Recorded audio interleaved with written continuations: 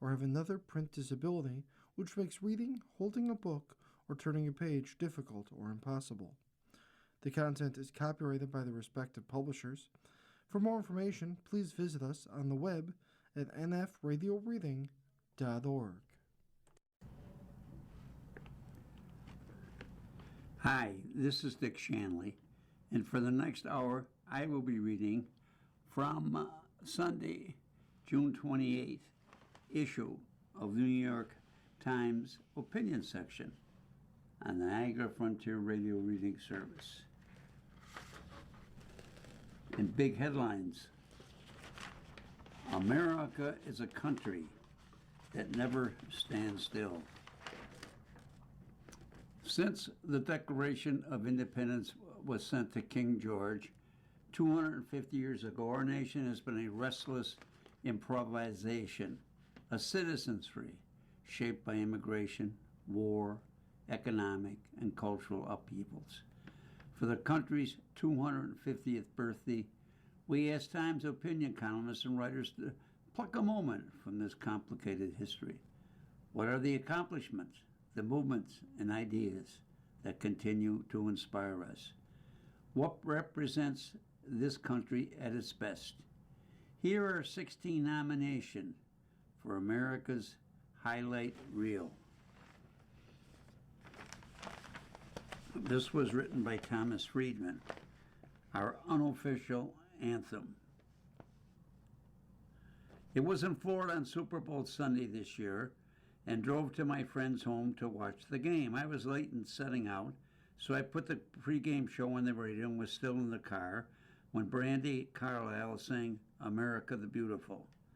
I am a huge Carly fan, and since I was alone, I quietly sang along, which may explain why, for the first time, I was suddenly struck by the concluding verse. And crown thy good with brotherhood from sea to shining sea. What does that mean, I ask myself, to crown the good with brotherhood? Catherine Lee Bates, who wrote the poem that the song is based on, seemed to be saying that the reward for acting good was brotherhood. What an interesting formulation. Brotherhood for her was the greatest achievement of all, not good. Doing good was the means, but brotherhood was the crowning goal. As soon as I got to my friend's house, I searched the internet for explanations. Bates wrote the original poem in 1893 at a time when the United States was grappling with intense industrialization, urbanization, and the scars of the Civil War. A flawed Reconstruction had left the country deeply divided. Our national brotherhood was not a given then at all. It is not surprising that she was extolling brotherhood as an ideal. Still, I found many different interpretations. One suggested that Bates was acknowledging America's good, its natural beauty, its resources, its patriotic dreams, but suggesting that these qualities, while noble, were incomplete on their own. The crown was brotherhood or national unity. Without the national unity, the good is just a collection of individual virtues or riches without a shared purpose. You can have amber waves of grain and alabaster cities, but if the people within them are divided, those assets won't last or will just become more things to fight over.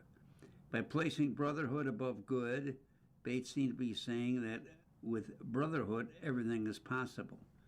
Without it, nothing good is sustainable.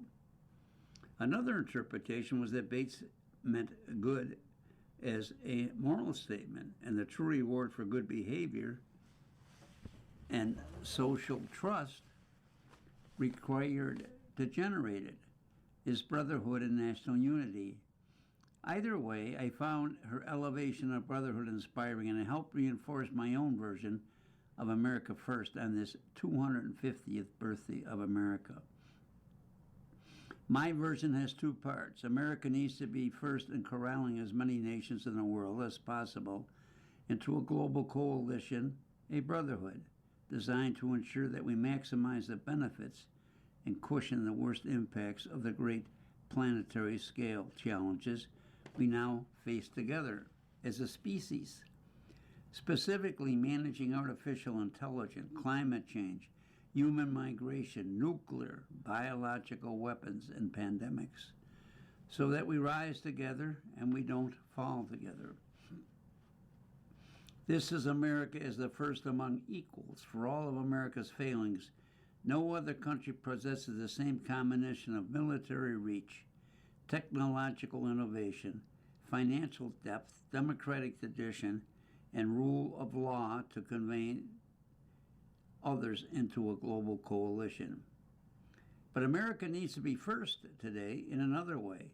We meet the First Nation to prove that we can take our founding motto, to forge out of many one, and make it work in a country where the many are so much more diverse than our original 13 colonies. What is required is nothing less than forging a continental scale, multiracial, genuinely equal democracy, unlike any history has seen before. The world has known vast, diverse empires, but it has never known a democracy this diverse, large, and deeply interconnected. If America can be the first to make it work, it can be a model and mentor of radical pluralism for the rest of the world, just as it was for democracy 250 years ago. Only such an America, one that can once again make out of many one, even as the many grew so much more complex, can credibly lead the world in the 21st century, because the world looks so much more like us today, and we look so much more like the world. So that is my version of America First, to crown our glory by cementing brotherhood at home and abroad, from sea to shining sea. Editorial comment. Of course, all these articles would be good, but that's pretty poignant.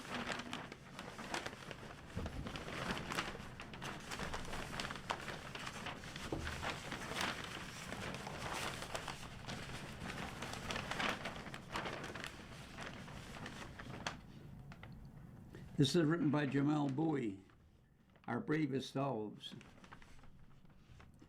The Trump administration announced the celebration of America's semi-quintessential with a tweet. Tonight, an official White House X account declared, last New Year's Eve, the illumination of America on the Washington Monument kicks off the celebration of America's 250th birthday. For the next week, visitors to the monument would see a projection mapping spectacle that aimed at the spectacle's organizers to narrate nation's discovery, expansion, independence, and vision for the future. The display showed images of settlers, soldiers, cowboys, astronauts, archetypical figures drawn from our national mythology.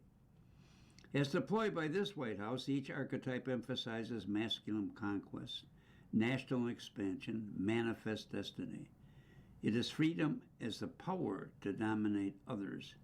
But there are other freedoms in the American experience, and as we reflect on the 250th anniversary of the nation, as we think through the United States ideals and identity, we might look to an archetype that stands for something different, a figure in American history that was of great significance to our national story, but one that never quite found a place in our popular culture. That figure is the fugitive slave.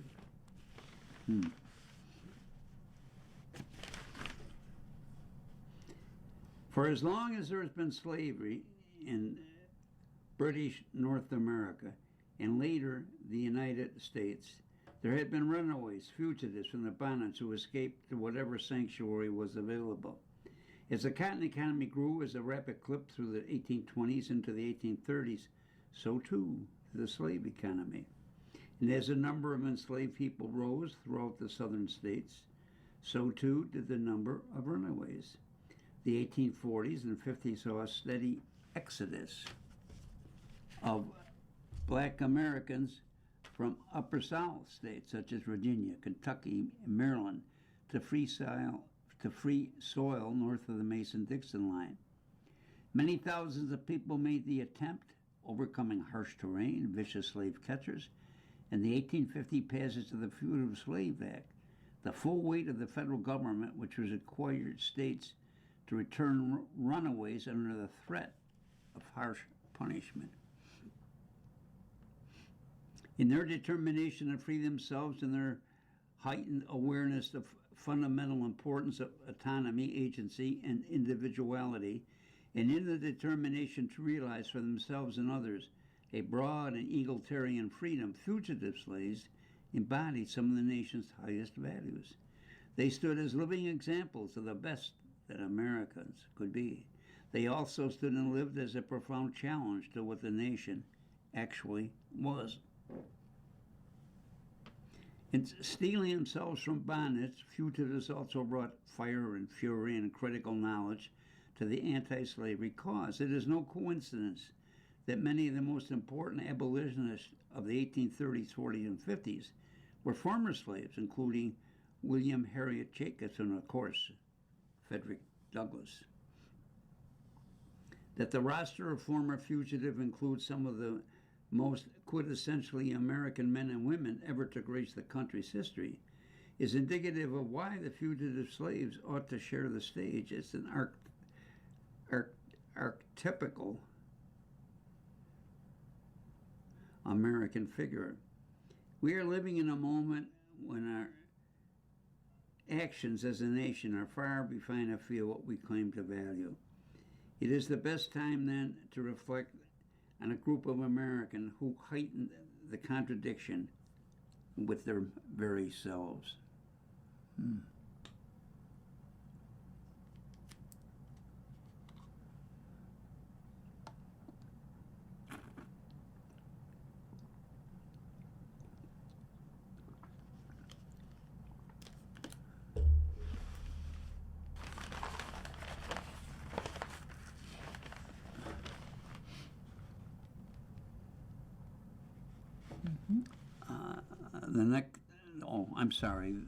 The next column is written by Michelle Goldberg, Our Refuge.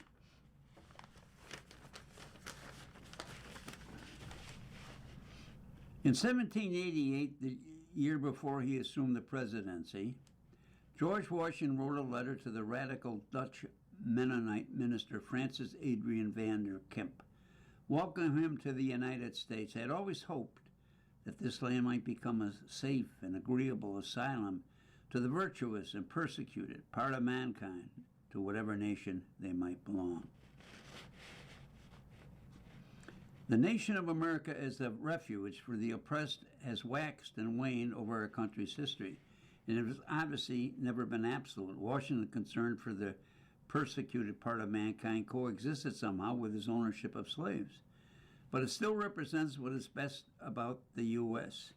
The idea expressed in Washington's letter has to varying degrees been woven through Americans' culture since its inception, as much as some of the white nationalist Republican Party would like to deny it.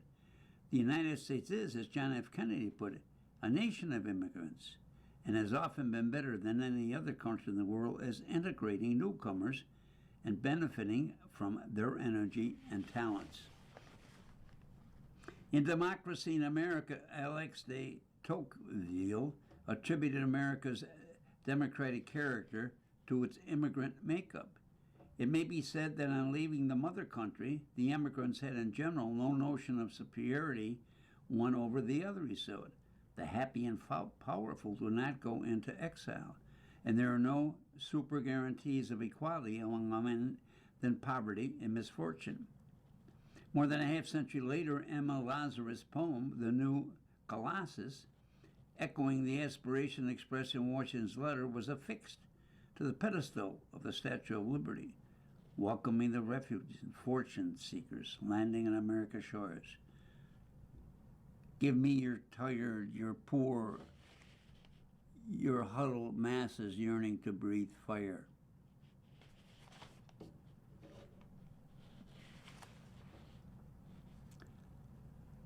There has, of course, always been a natives counter-reaction to the spirit of openness, one with its own long history. 10 years after Washington letter of Vander Kemp, John Adams signed the Alien Enemy Act, which gave the president's power to detain and deport non-citizens, and which remains in effect today. It's easy to tick through moments when America was seized by xenophobic hostility from the anti-Catholic know-nothings in the mid-19th century to Donald Trump today. But Trump's pinched and cruel conception of America shouldn't butt out the more generous and cosmopolitan ideas that have long been foundation to this nation. By the time I was being taught American history in school, Lazarus words had become part of America's civic religion. The catechism, which at times like a consensus faith, Republicans and Democrats alike were proud that anyone could become an American, and that almost the whole of humanity represented our country. We lead the world because unique among nations we draw our people, our strength from every country and every corner of the world, said Ronald Reagan, and by doing so continuously renew and enrich our nation. Today, this vision is under siege by a president who dehumanizes immigrants in fascist terms and is building a nationwide network of squalid internment camps. But it's not dead. In 2025, New York City elected the latest in the successful of immigrant mayors. New York will remain a city of immigrants, a city built for immigrants, powered by immigrants. And as of tonight, led by immigrant Zohan Madami, said in the victory speech, "It's the American way." Editorial comment. Each of these stories are fascinating.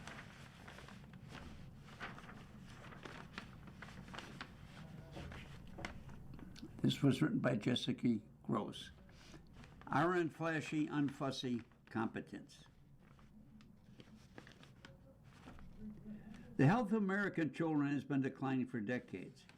We are losing more babies and children to gun violence and car accidents than we did 20 years ago. Children in the United States are far more likely to die than children in our peer nations. From 2007 to 2023, rates of 15 chronic health problems from obesity to seizure disorders increased significantly.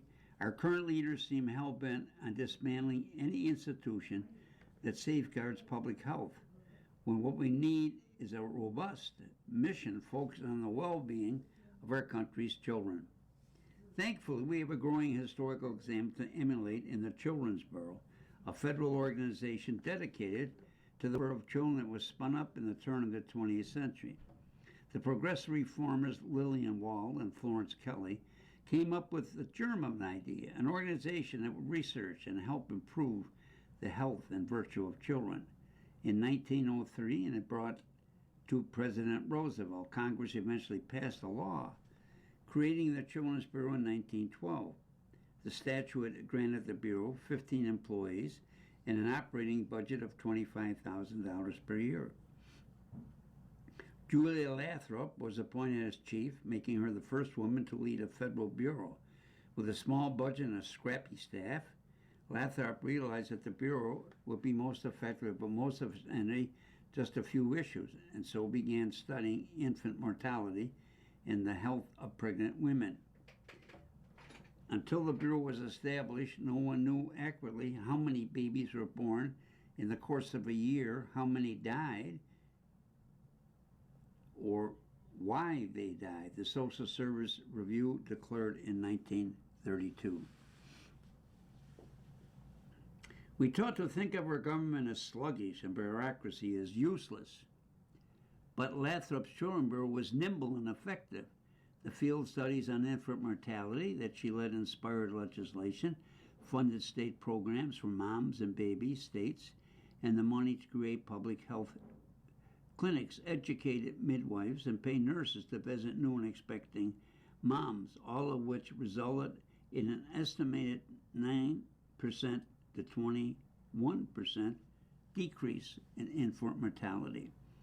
The Bureau published plain-spoken guides to prenatal care and pregnancy and gave women up-to-date medical advice, and it helped to institute birth registration laws. I despair thinking about how much action-able formation we have lost and will never get back because of the sizable budget cuts to children's health and education research. But the fact that Lathrop and her colleagues can move quickly to study and protect the most vulnerable is inspiring, and we should recover that spirit if we can improve the scientific foundation of children's health before there was even a telephone to the Oval Office.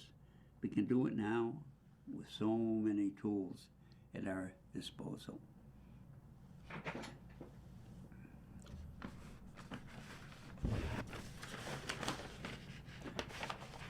Next article is written by Tressie McMillan Cotton, and the headline is An Island of Democracy. An Island of Democratic Possibility. America did not invent libraries, that was the Assyrians, but when the Peterborough Town Library in New Hampshire was established in 1833, was the first public lending library continuously funded by public money. A 1900 write-up about the nation's first literary palace for the people is a moving, simple elocution of radical, complex ideas that can hold its own along the Declaration of Independence. The grand idea of the library, an institution worthy of maintenance by public tax, owned and managed by the people, who thereby caused to be mendicants to private munificence and taste.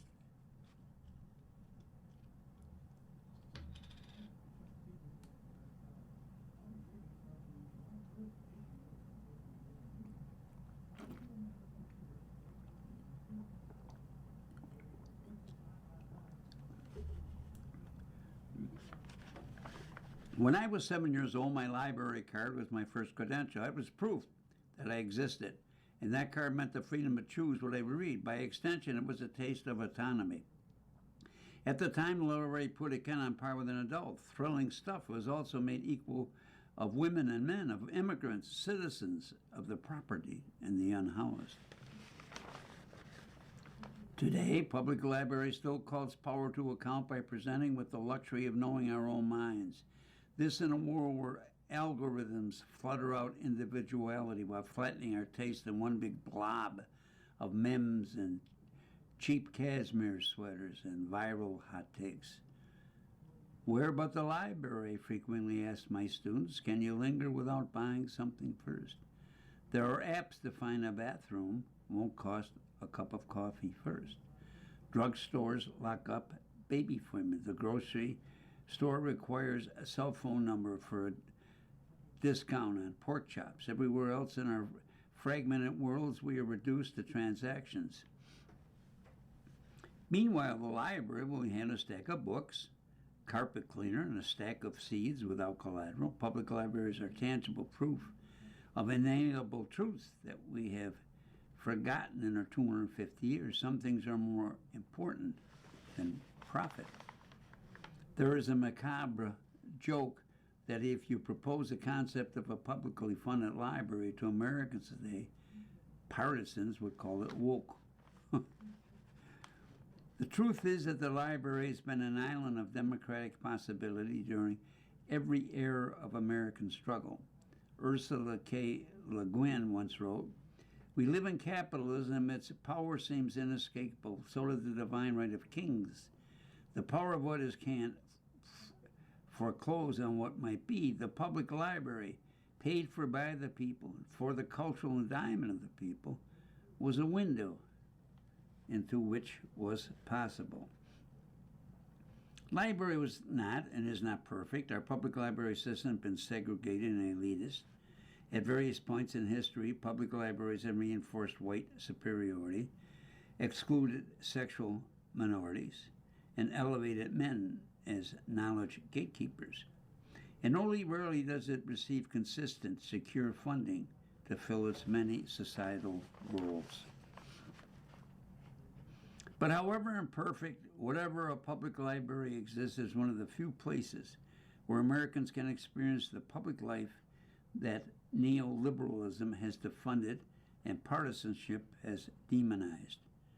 When you walk into one, you know that there are some things too precious to be trusted to corporations or consumer preference or political influence.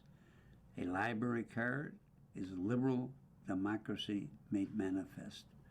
There's a reason that culture warriors hate the library. It is the same reason that Americans should defend it with their lives. No political spin doctor can sell us what is freely given at one, the right to think for ourselves.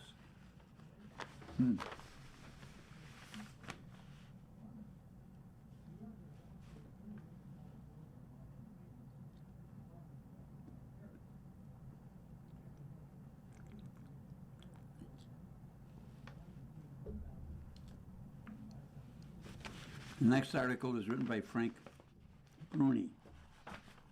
Aren't perfect.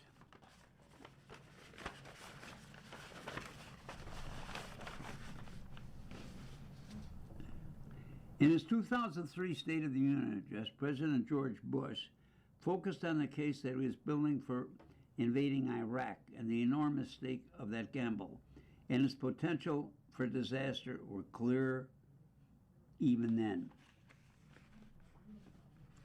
But in that same speech, Bush made a less attending getting pitched for a much different foreign adventure, one that would turn out to be as noble as Iraq was shameful.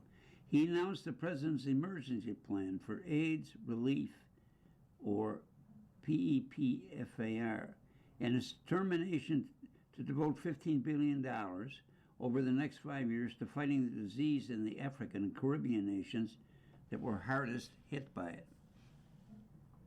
I remember being stunned and moved. I wasn't alone. I damn near drove off the road, said Sandra Thurman, who had been the director of the White House Office of National AIDS Policy and in the Clinton administration. Ms. Thurman was talking to Benjamin Ryan of NBC News, explaining that she had been in her car when she heard Bush's proposal. It took my breath away, made me cry tears of joy and gratitude.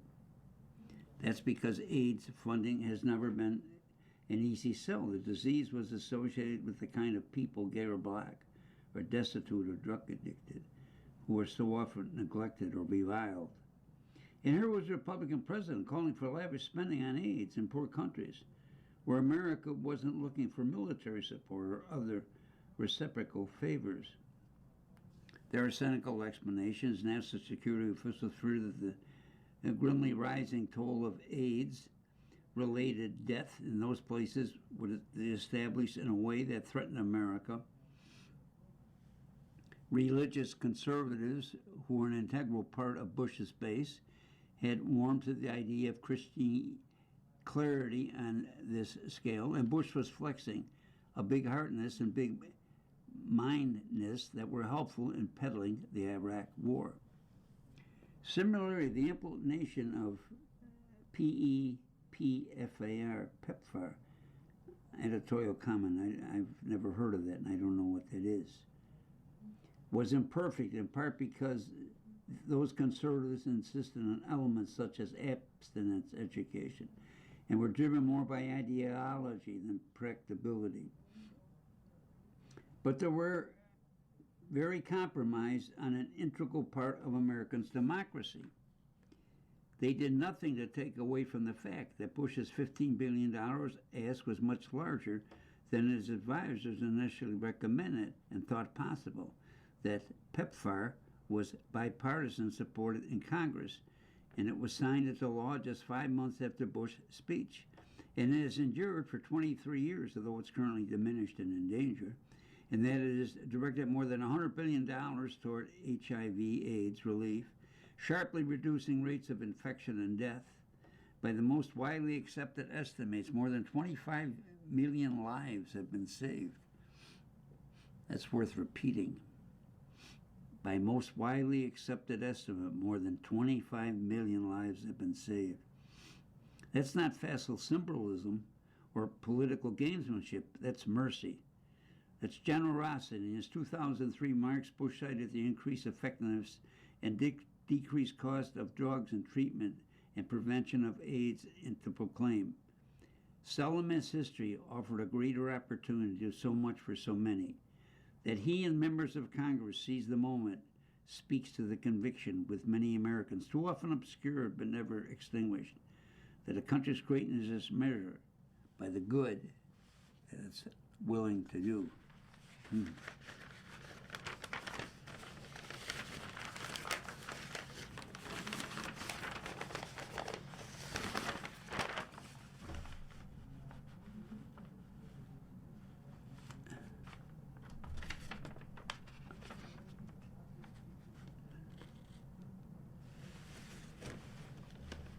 The next article was written by John McWhorter. Our strutting. Americans could reasonably surpass that just as other countries have their own cuisines and film industries. India's Bollywood to our Hollywood, they also have a thriving culture and musical theater equivalent to ours. This is not true. Musical theater, in the same sense of using vernacular music and language to tell the story on stage, is an American cultural staple. I mean, of course, musicals, not operas, nothing fusional.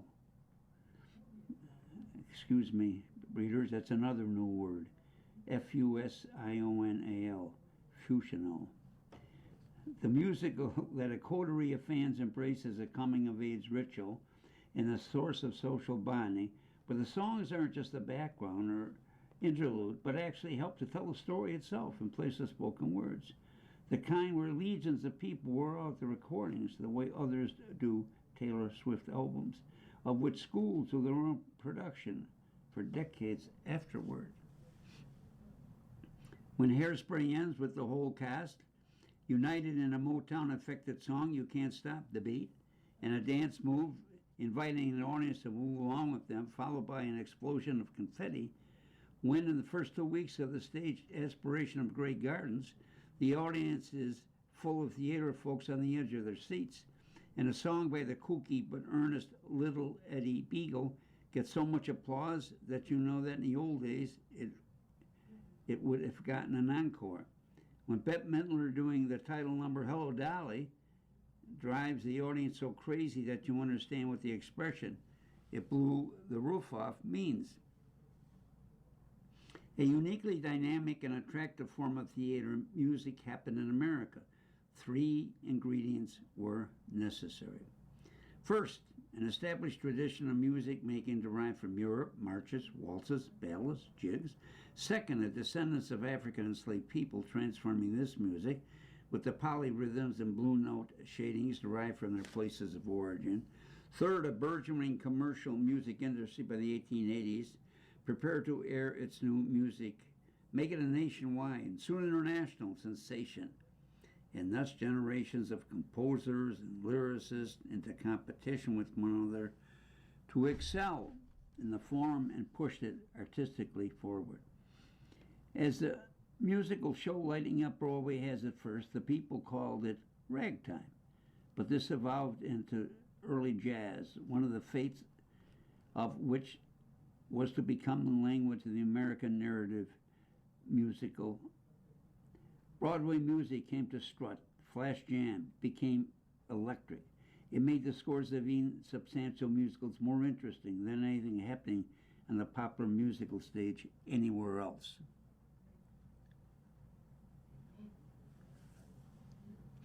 When European imported our shows, the result was game, but missing the certain something in performance as well as the orchestral snap. A French version of No, No, Nanette in the 20s was rather than spicy. When people also created their own musical, it was the same as if they were imitating something rather than inhabiting it. In an Austrian musical 1937, an up little duet of seduction called With Piano Accompaniment sounded about as sexy as the title making me yearn for Cheek to Cheek.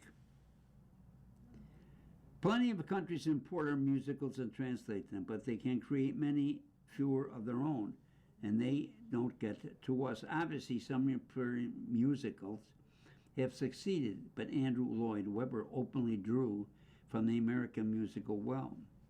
And as for the majestic Euro pop of Les Miserables, one must wield comparisons carefully if asked which musical genre is more historical awesome. Or as in Cathedral of Notre Dame awesome, I would have to choose the language that our own Cole Porter, Kiss Me Kate, Maury Yesson, Titanic, and David Yaspic, Dirty Rotten Scoundrels, have worked wonders with. One of the most special things that have happened in America is the emergence of Broadway electricity, an unexpected byproduct of the tragedy of the slave trade. Here's a kind of music making that channels ordinary speech and commercial songs into a form so uplifting that fans often consider going to a good musical as a kind of church, or at least I do. The whole world stands in line for it. It could only have happened here.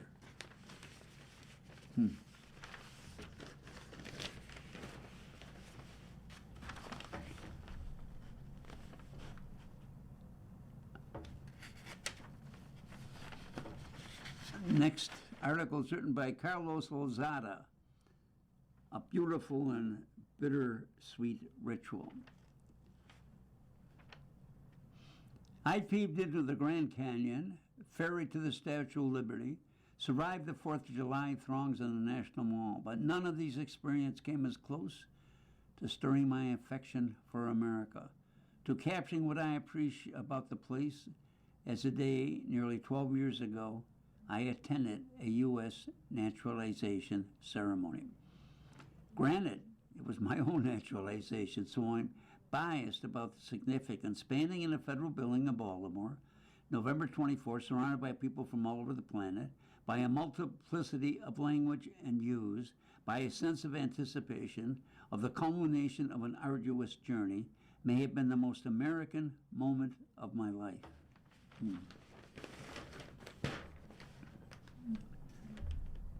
During his final public remarks as President of the United States, the day before he departed office, Ronald Reagan reflected on the country's unique embrace.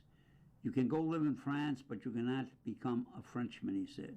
You can go to live in Germany or Turkey or Japan, but you cannot become a German, a Turk, or a Japanese. But anyone from any country of the earth can come to live in America and become an American. Editorial comment, that's pretty profound. America does not always welcome newcomers, but our national immigrants' tradition coexists with a tradition of suspicion, rejection, even violence. No matter how much America may need us, it often does not want us. Those of us who arrive from somewhere else, whether as children or adults, who speak or look or pray or eat in their own way, live that tension every day. But at a naturalization ceremony, the contradictions melt away, even for just a moment. The tension between to dissipate in that room. A small group of us, new Americans from any country of the earth, were formally assured that we were indeed welcome here. This is our home. We belong. That day, Reagan's promise came alive in a letter we each received from another president. You represent the promise of American dream, Barack Obama wrote on White House letterhead. And because of your determination, this great nation is now your nation. The President urged our engaged participation in our communities and reminded us the sacrifice in behalf of our future generations is the price and the promise of citizenship. In their letters to new citizens, presidents emphasized varying aspects of the American story. George W. Bush lingered on the founding generation, their duty of public service. Bill Clinton called on new citizens to safeguard our liberties. George W. Bush emphasized that Americans are bound not by blood, not by birth or soil, but by principle.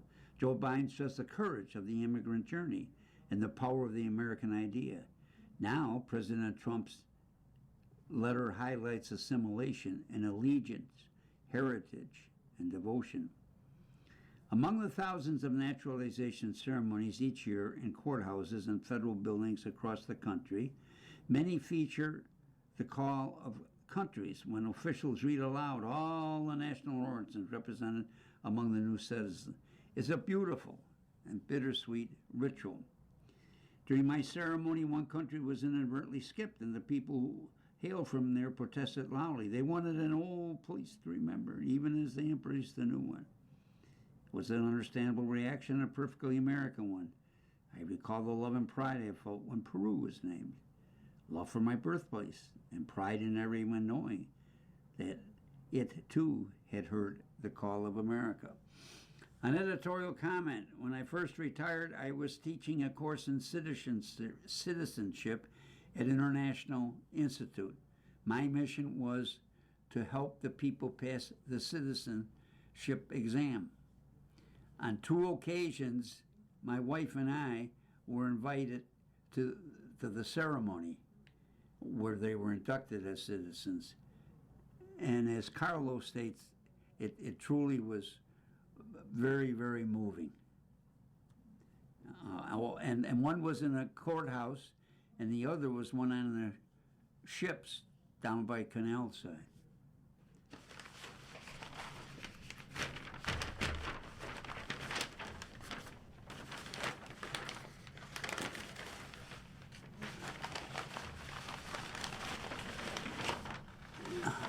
Next article is written by Ross Douthat. Our games.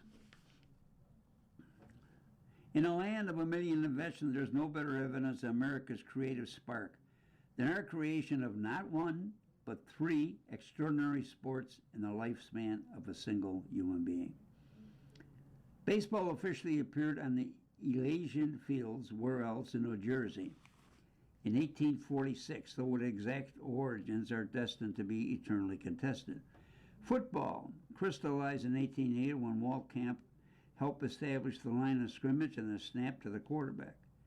And basketball that sprang forth suddenly in 1891 when James Naismith hung up 2 peach baskets in a gym in Springfield, Mass. Famous civilizations are often remembered for their games. Gladiatorial contests and chariot racing define the life of ancient Rome. Soccer and cricket spread with the British Empire. Rubber ball games parade pre-Columbian Mesoamerica. The formalization of national sports is often part of nation building. Australian rules football, Gaelic football, and hockey each took shape, with Australian, Irish, and Canadian manhood. But America's baseball, football, basketball trinity is a unique achievement. Our sports bridge the 4 seasons, spring to fall for the diamond, summer to winter for the gridiron, fall to spring for the gym. Baseball is pastoral, basketball urban, football a natural anchor for suburban sprawl. They are engines of assimilation and zones of racial integration, even as each one's specific composition and constituency change. Each rewards distinct skills and physiques, bridged by the occasional Bo Jackson, but with types that are still almost instantly identifiable. If you stand a shortstop next to the linebacker, next to a power forward.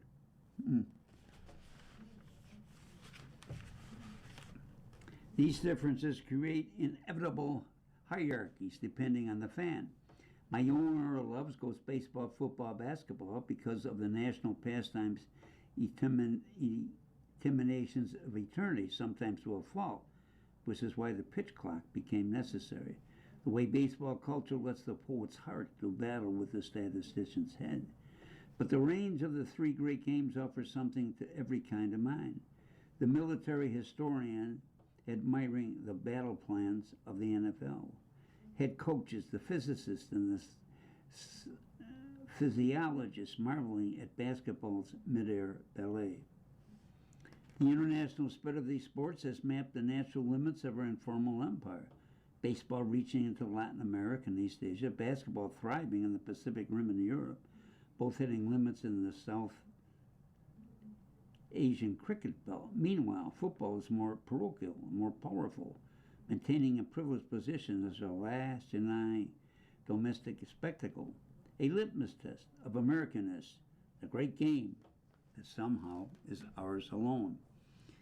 One useful question for any great civilization is what will survive us when we are gone? It might be the names of Washington or Jefferson, might be Lincoln's second inaugural address, or Martin Luther King's Jr., I Have a Dream, or it might be Moby Dick or The Godfather, the Coke can, or Golden Arches.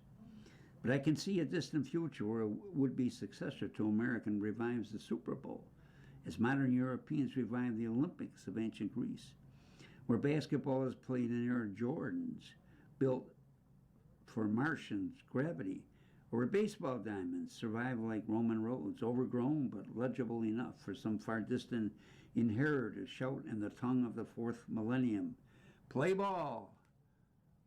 Now, there's one more sport we have to add. It's not so much American, it's typical world, but it's soccer. And since we're having the World Soccer Championships in the United States, Canada, and Mexico, so for our generation, the three sports, but probably in the next 10 years, soccer.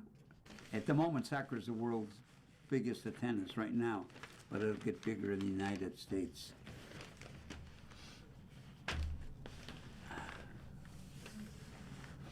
Next article is written by David French.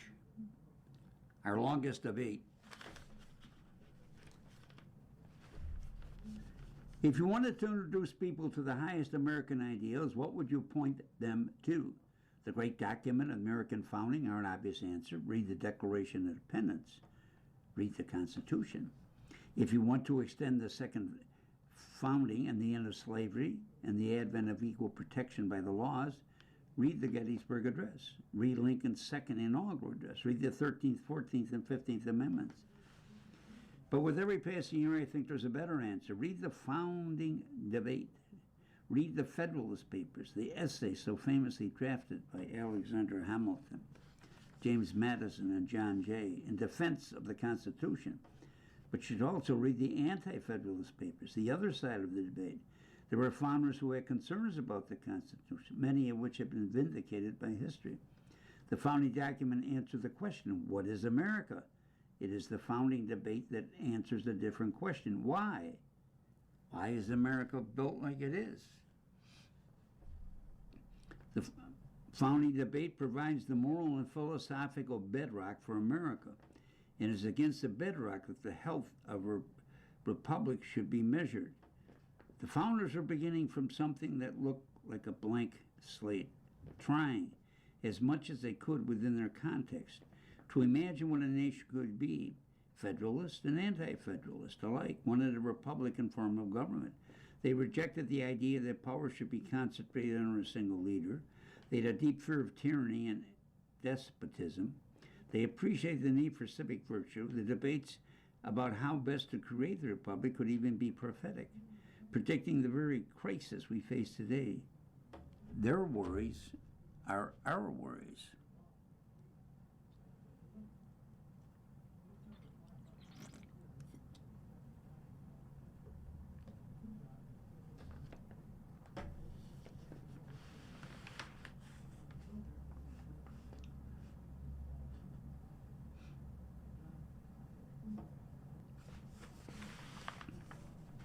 Consider, for example, the debate over the pardon power at the Virginia Ratification Convention 1788. George Mason objected to the broad pardon power granted to the president. Now I conceive that the president ought not to have the power of pardoning, because he may frequently pardon crimes which were advised by himself. This statement, once perhaps considered fanciful, has loud echoes in President Trump's decision to grant clemency to the men and women who attacked the Capitol on January 6th. Or consider the extent to which the founders worried about a president without virtue. In the same ratification debate, Mason argues so disinterested and amiable a character as George Washington might never command again. The possibility of danger ought to be guarded against. Madison, the likely author of Federalist Number 51, would agree. In that seminal paper, he wrote, if men were angels, no government would be necessary. If angels were to govern men, neither external or internal controls on government would be necessary.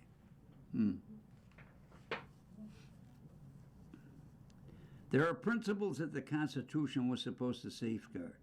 And if the Constitution fails, then we know exactly where to look to find the answer to the competing ideas of the American founding. Are you worried that the president is too powerful? The founding debate has the answer. Cato, a pseudonym described many historians as George Clinton, who was then the governor of New York, pointed at the first sentence of Article 2. The construction of the first paragraph of the first section of the second article, we wrote, is vague and inexplicate. The paragraph contains a sentence: the executive power shall be vested in the President of the United States of America. What is executive power? That undefined phrase has vexed politicians and courts more than 2 centuries. The founding debate helps us answer those questions, but does something arguably even more important. It reminds us of the moral and philosophical foundation of a republic. We can understand our highest ideals. It is the founding debate that we understand they are supposed to be.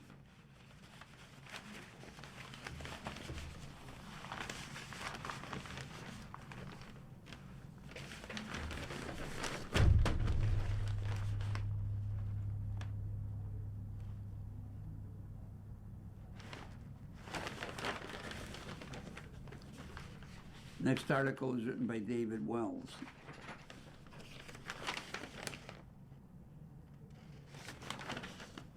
Our boundless ambition. 1 billion. That's credible estimate of the number of lives saved by the Midwestern agronomist Norman Borlaug. Working in relative scientific anonymity in the 50s, he began to develop new varieties of super wheat that yielded much more food than older strains and helped distribute them. Borlaug's bundle of innovations came to be called the Green Revolution and changed the course of American history, although 1 billion is a suspiciously large and suspiciously round number. 7 times as many lives were estimated to have been saved by the global vaccinations over the last century. It's hard not to see Borlaug's impact on world history. In India and Pakistan, where crop failures and famines came regularly enough to produce widespread panic about mass starvation, wheat yields nearly doubled in just 5 years. By the time they had 1970, Borlaug had already won the Nobel Peace Prize.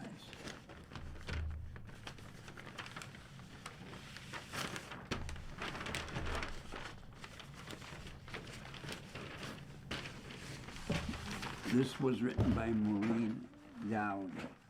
Our aspiration to fairness. When I was growing up, if anyone broke a glass in our house, my mom would carefully wrap up the shards and put them out the trash to collectors. I don't want them to cut their hands, she would say. If you broke a glass, it was only fair that you made sure the sharp edges didn't hurt anyone. When I complained once about a lot of ads on TV we were watching, she told me I wasn't being fair. Advertisers pay for the show. They have a right to be heard. Later, when she was living in an apartment building and on crutches, she delivered meals to the men and women working in the building on Christmas.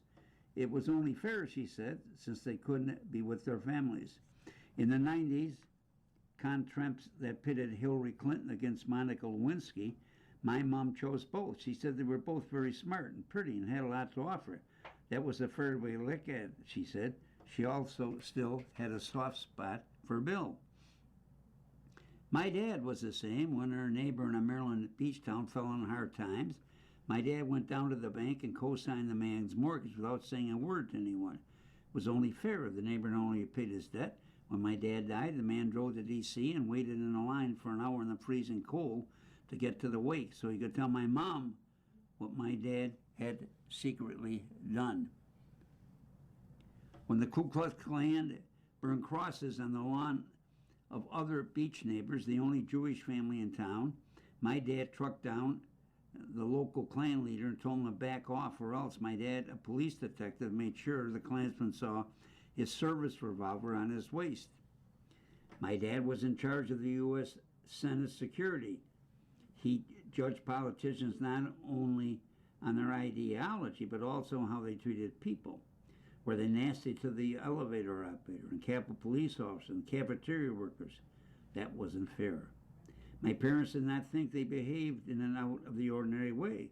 They considered fairness a very American trait, like their fierce patriotism. Our clothes, napkins, and candles always had to be red, white, and blue on July 4th.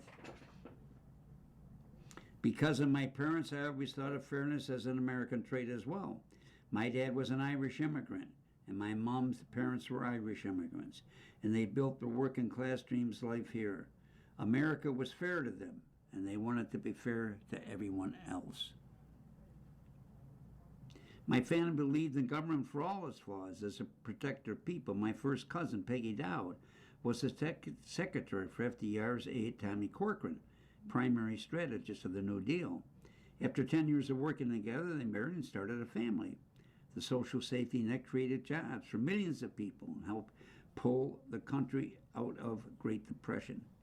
People treated public goods as public goods instead of money-making opportunities for the well-connected few. For decades until President Trump, the government was trusted to protect food, water, the climate, and disadvantaged. It wasn't about which party who were in. President Richard Nixon signed the National Environmental Policy Act and endangered species. Of course, we have at times fallen spectacularly short of that ideal in our nation's history, including the original sin of slavery, the Allen Sedition Act, segregation and internment of Japanese American citizens during World War II. But I always thought that most Americans sought to be fair. The country was founded on an inspirational goal. All men are created equal. Yet lately, so much seems unfair. The failed shooting of Renee Good and Alex Preddy in Minneapolis, the Trump family's kleptocracy, and the blatant grifting reported so brilliantly by the Times-Herald and a team of reporters in the Pulitzer Prize investigation, the racism and anti-Semitism that have reared up in raw and ugly ways, Jeff Bezos' decimation of a legendary newspaper, the Washington Post, aiming to please the thin-skinned president, and David Ellison's decimation of the legendary news division at CBS, aiming to please a corrupt FCC chair who's kissing the ring of a thin-skinned president who yearns to be king. Trump and his congressional cronies cutting critical safety net programs and handing out big tax breaks to billionaire buddies, the cutting of the landmark voting acts, and the wrong-headed view of the conservative Supreme Court majority that racism is over in America. The obscene pay of CEOs growing 20 times as fast as worker, and the obscene wealth in the tech world with money cascading in the hands of greedy billionaires who lack empathy and even noblesse oblige. The uber-rich Rahm Emanuel, I call it the 3-2-1. They're going to be the third house, the second wife, and the first plane. They're in a hermetically sealed world.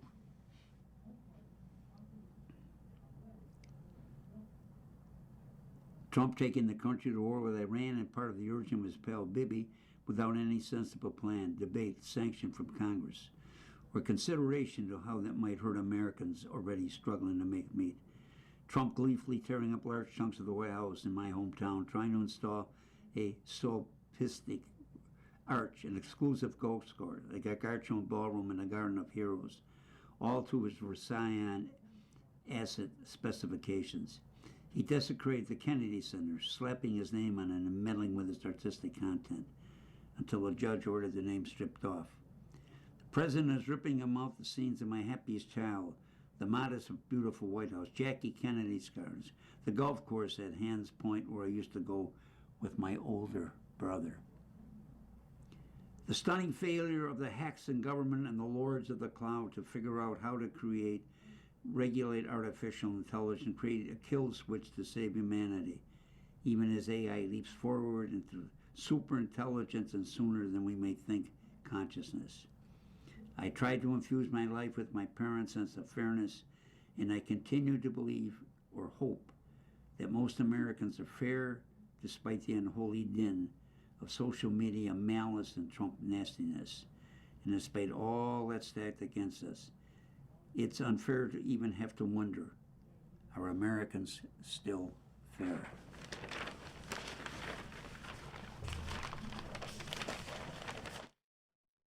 The following program is intended for listeners who are blind, have low vision, or have another print disability,